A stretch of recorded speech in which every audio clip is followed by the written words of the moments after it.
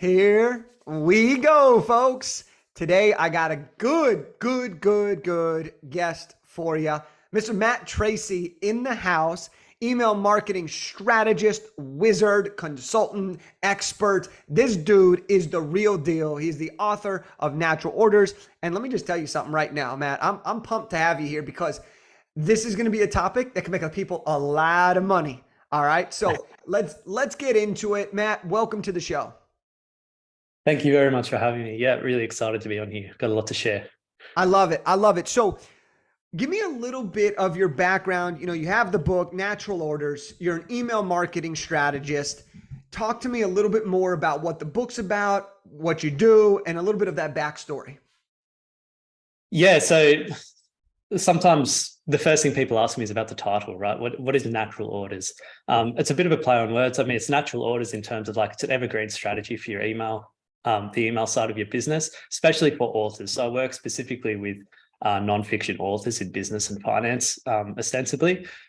And yeah, it's about building these long-term nurture evergreen sequences and the strategy for doing that. But the natural side of that is my background's actually in ecology. So I studied ecology. I worked briefly as an ecologist with the Australian government just for a very short period of time before I got out of it. So when I got into marketing, I started noticing a lot of overlap between the way an ecosystem is structured and the way ideally your email list should be structured.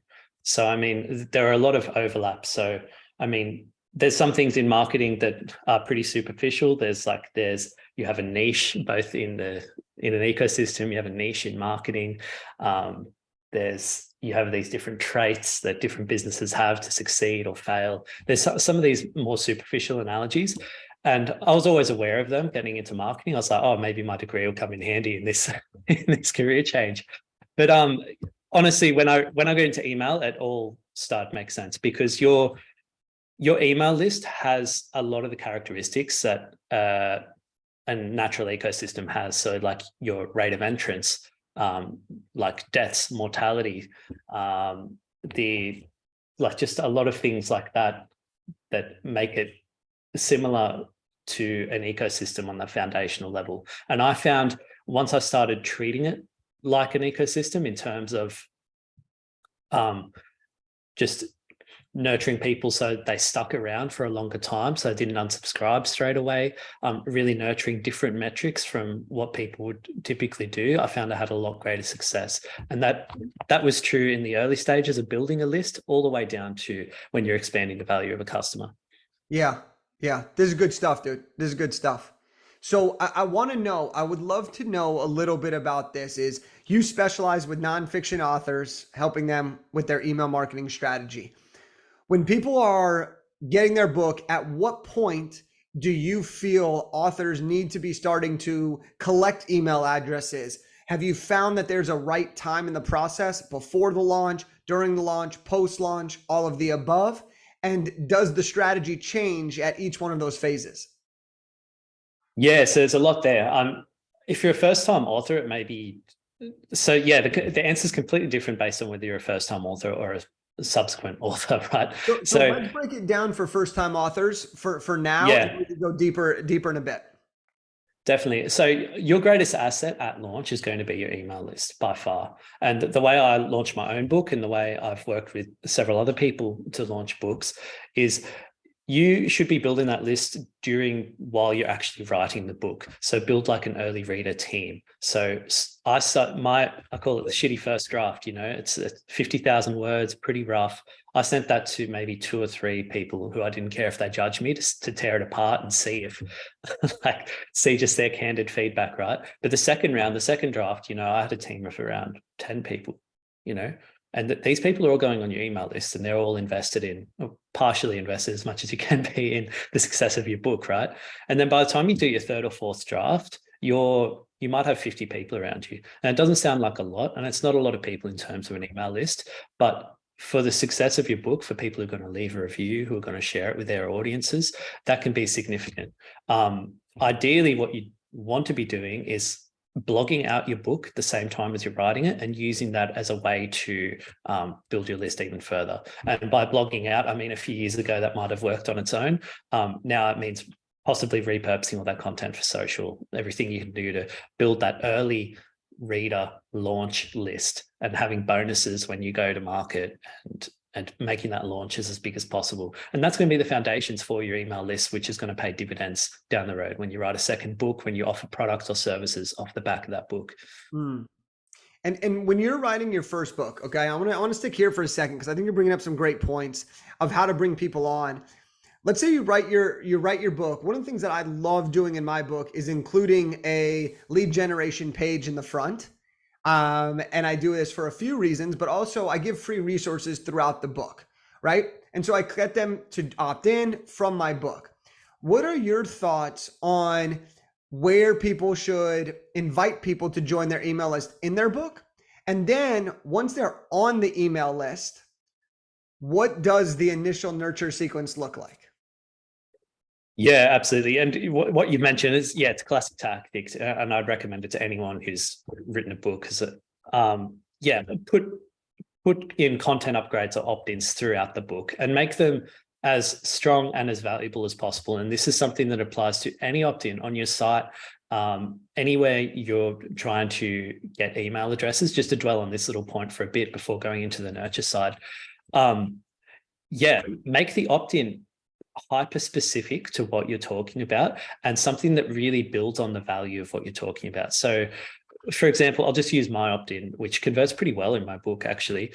So the second chapter is all about like gathering data for your subscribers and how to arrange that data. So I provide this spreadsheet that helps you plan out all of the tags that you're going to give your subscribers in your email marketing system so that you can more effectively do that.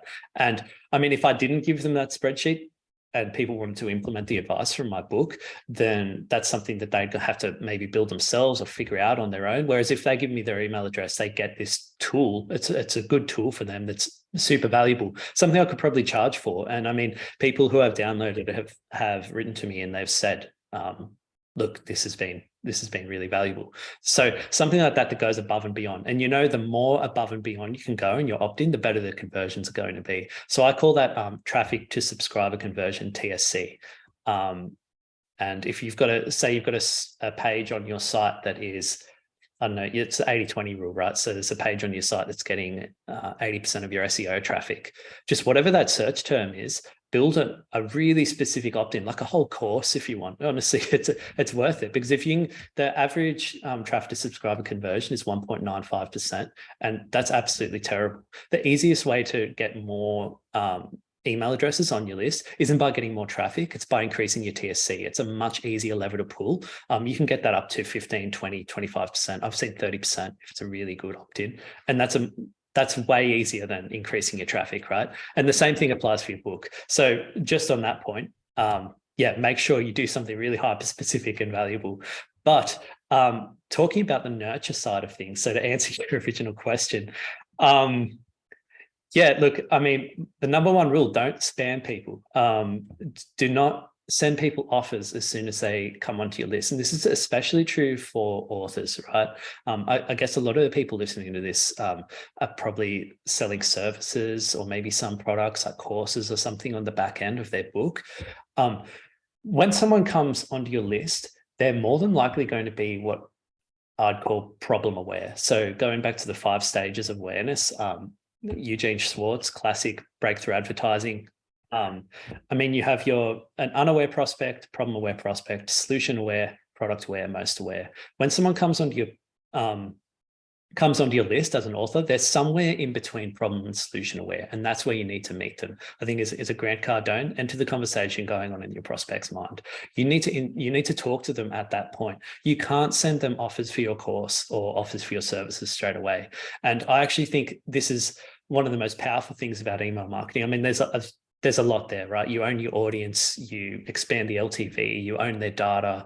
There's a lot of value to email marketing, but I think for an author specifically, one of the most powerful things is the fact that you can shape a narrative. You can introduce them to all your ideas in your book, again, from a different perspective. You can introduce them to the ideas from another book that you've written, perhaps. You can take them through this subscriber journey that's completely tailored. You get to see the interaction points all along the way, and then you can see the opportunities for when to sell your products.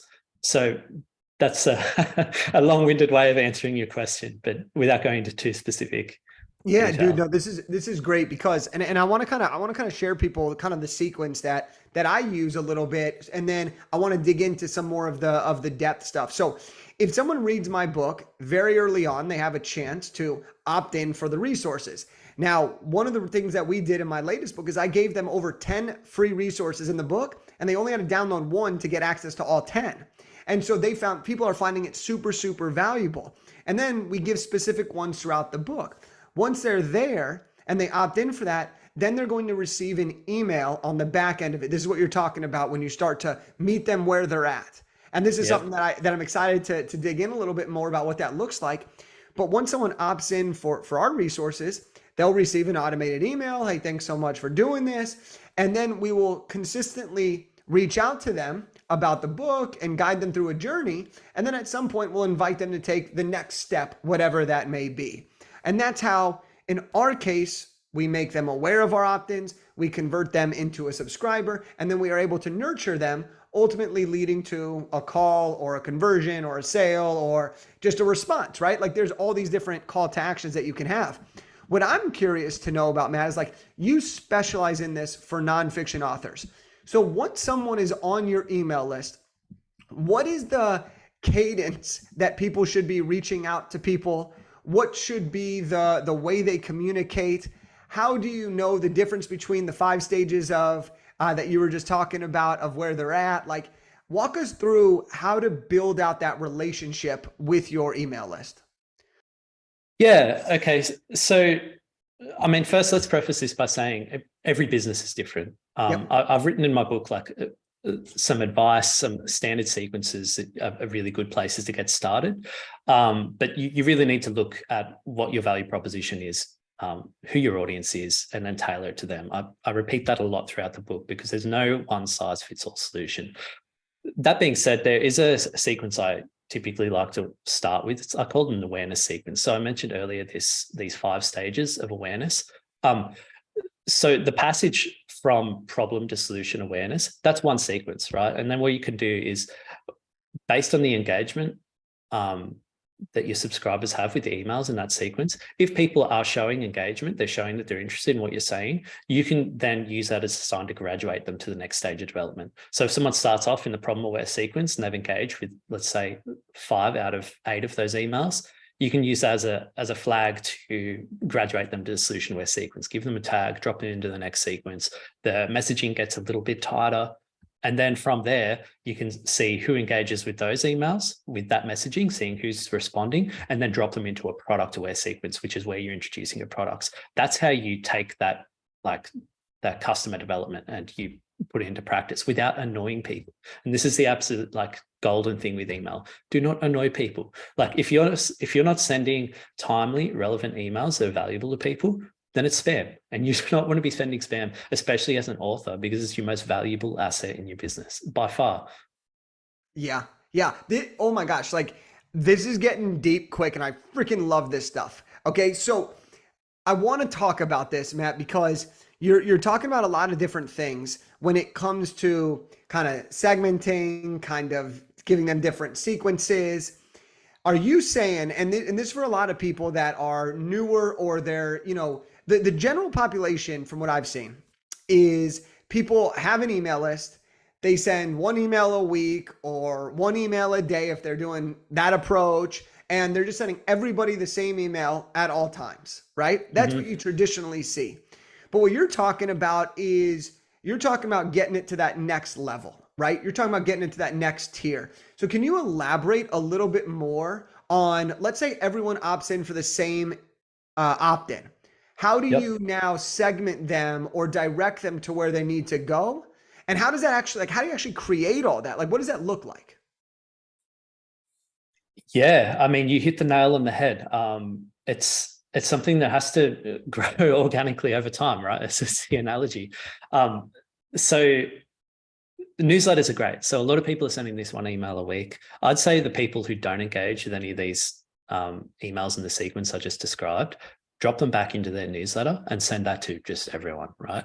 And then have that sent at a certain time of the week, have these other emails sent at another time of the week. So this is what I call the first stage. In the book, I call it dispersal, because the stages of ecosystem development, the stages of succession, they can be roughly broken down into dispersal, so organisms coming into an environment and staying there, recruitment, once they become permanent members of that environment, and then establishment, once the ecosystem has developed to a certain stage, like on rainforest, right? So this first stage I recommend people do is dispersal. It's all about attracting people into your ecosystem, your walled garden, your author platform, and having a way for them to want to stick around. So if you're sending a newsletter, that's a great start, but you have no idea of how people are really responding to that. And there are some tricks you can do, but there's nothing as effective as setting up this awareness sequence I talked about, where you can actually look at who's graduating to different stages and who's ready to get different types of messaging, right? So that's your first level of segmentation. So the second stage after that is what I call recruitment. And that's making people become permanent members of your list. And the way you do that is you actually build sequences that don't send any emails, but you track what they're interested in. So say you have a bunch of blog articles on your site, and you're sharing those articles with your list over time. This could go in the same sending time slot as the awareness sequence that I was just previously in. Every time they interact with a certain site category, you could apply a tag that says, okay, let's say you've got a basketball site, right? They go to the 3-quarter shots, the 3-point shots category on your site, right? You can tag people as being interested in that category, and then you can use that to trigger a sequence that only sends them information about that, because that's what they're interested in. That's the second stage of development, and that's how you start to kind of take your email marketing a little bit more advanced. And there's another stage beyond that. But if you just shift your thinking from I'm going to keep these people warm, I'm going to keep them engaged. People tend to be at that level already when they're thinking about email marketing. They know they've got this list with certain characteristics they need to maintain. But if you think about, okay, no, I need to build the complexity of this email list. I need to gather data about people and build it up so that it becomes more and more of an asset for my business. That's a bit of a shift of thinking. How long would you say you typically feel you need to communicate with or send? Is there a certain amount of emails or a certain amount of time that you find that most authors take before they can really segment their audience and understand some of the intricacies of the data? Yeah, this is worth testing. And it does depend on your audience and where you're coming from. But I generally go on the side of less is more. Because again, going back to the cardinal rule, like, don't annoy your audience. If you're sending 5 emails a week, I'm going to unsubscribe unless it's a really burning problem and something I want to figure out like immediately. There's very rare cases where I'll warrant being sent that many emails. You know what I mean? I think for most authors, I try to keep it at maximum 3 emails a week. And for a lot of people, especially people coming from e-commerce or some other industries, their eyes will bulge out of their head at that. That seems like a really low number. And it is, but I think if, some of the best email strategies I've seen in terms of engagement and results has been a really long, well thought out essay sent every 2 weeks. And, you're waiting for that email. When you see that author has sent you another article, you're like, yes, you can't wait for their content to drop, right? You want that same thing in your audience. So if that means dropping down the amount of times you email someone, the engagement for that email is just going to be through the roof. And that's the position you want to be in. Mm-hmm. What software do you find is most effective for being able to segment? And do you recommend different softwares for different sizes of lists or different budgets of authors? Here we go. The software question. No. It's a difficult one to answer. But the way I sometimes break it down is there's 3 tiers when choosing software, right? You have your really entry-level stuff. Let's just put MailChimp in there. I mean, they've got like 60% market share, so they're valuable, but they're entry-level in terms of features, right? And then there's the intermediate stage, which is really like a long tail distribution in terms of like, there's just so many of them. Like you'll have your things like Klaviyo, which is, email marketing for e-commerce Shopify stores, right? Which is extremely niche. And there'll be a lot of things like that. ConvertKit's one that a lot of authors use. So, I mean, that was originally positioned for bloggers specifically and has some really great features for that. And then you have your more advanced, maybe enterprises, the third tier, which for 99% of authors, it's not going to be something you're interested in, just in terms of cost and what you get out of it. So you're really looking in that intermediate tier. And the question can be, okay, which one of these do I choose? I think it doesn't matter too much. The only things you really need are, there's two features you're really looking for. You want a really flexible segment builder, so an ability to search through your database and create like really discrete searches for all sorts of different conditions about your contacts. So like any field that your contact has associated with it, you want to be able to bring up a segment of all people with that field really quick and like edit them and apply tags. You don't have to be exporting like CSVs and screwing around with that. You want to be able to do it in-house. So that's number one. And number two, of course, is just a really flexible, robust automation builder. If you have those two things in a piece of software, then that's there'll be really no ceiling to your growth. And I mean, yeah, that's a good way to break it down. I like using ActiveCampaign. I like using Drip. I like using ConvertKit. Even Klaviyo, Klaviyo is great. I've done a lot of e-commerce and SaaS stuff in the past. It all depends. ActiveCampaign seems to be a popular choice, I find, and I like the tool. It's good. Yeah, we use ActiveCampaign in our business. At this time, we've tried a bunch of different email providers, but I find that ActiveCampaign has been great, especially for the automations and for being able to segment it. And I mean, truthfully, I bet you I'm not even scratching the surface of the full capabilities. But one thing that I do love about email marketing in general, not just not just ActiveCampaign, but in general, and kind of what you're talking about is like, based on what people click, based on what people do, based on like any of the actions that you want, how many times they're opening it, how many email, have they not opened it in a certain amount of times?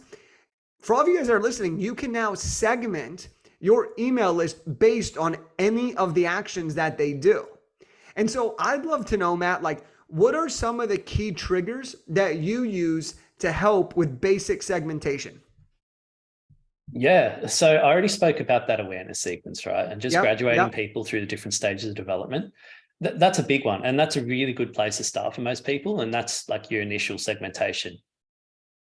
Where I typically go from there is, I'm not sure if your listeners will be aware of this, but they've probably had the experience of, when everyone's bought something online, right? If you ever go to add something to your shopping cart and then you get an email a couple of days later, a day later, and it says, hey, you've left something in your shopping cart. Yep. Okay. So this is called a cart abandonment sequence in email marketing. A lot of people listening are probably already aware of that. And it's a classic. I mean, it's highly effective. I mean, a lot of e-commerce email agencies, when they get under the hood of some e-commerce store, that the first thing they build will be this, because it's an easy win. They're really effective. The reason they're really effective is because it comes back to this, it's timely and relevant information, right?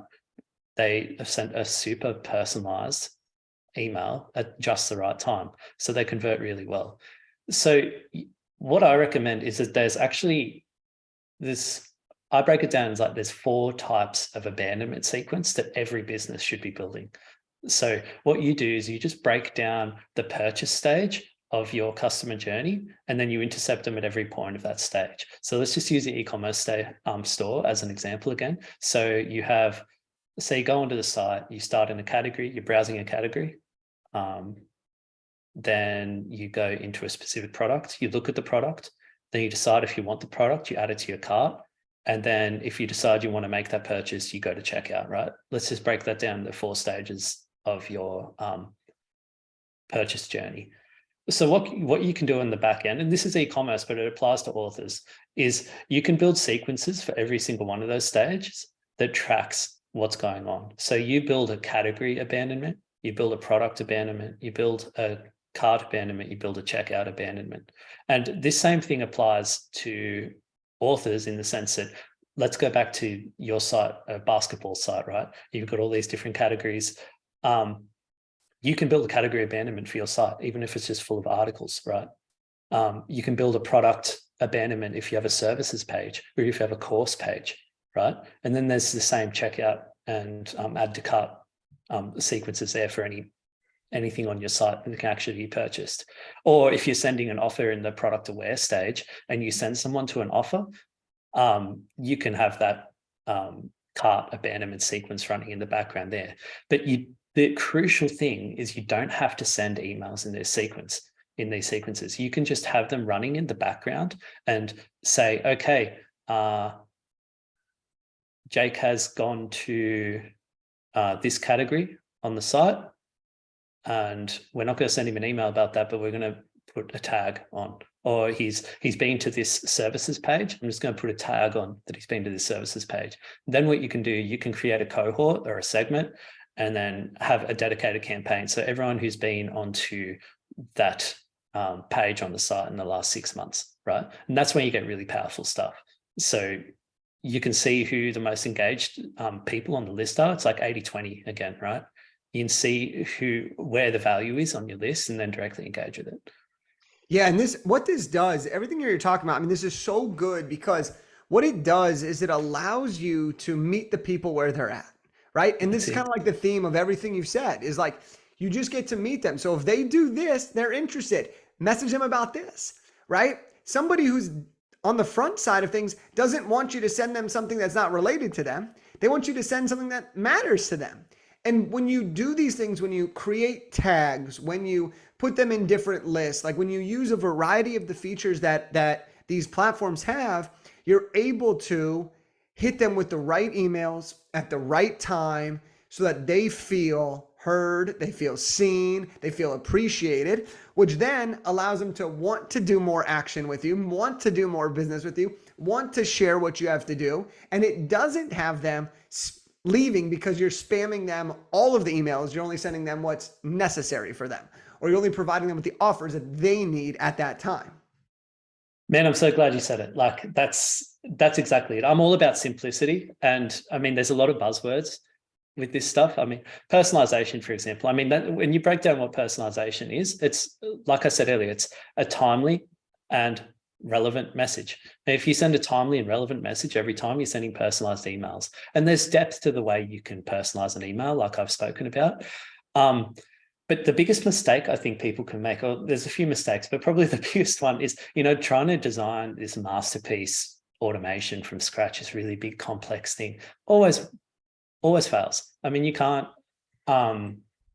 design a complex system from scratch. And I mean, there are some traits of complexity in an email system, especially when you have a lot of these automations running, a lot of interdependencies, you get some odd things happen. And that was part of the reason why I noticed the ecosystem analogy again. I mean, let me find the quote. It's something like a complex system that works is always built from a less complex system that worked.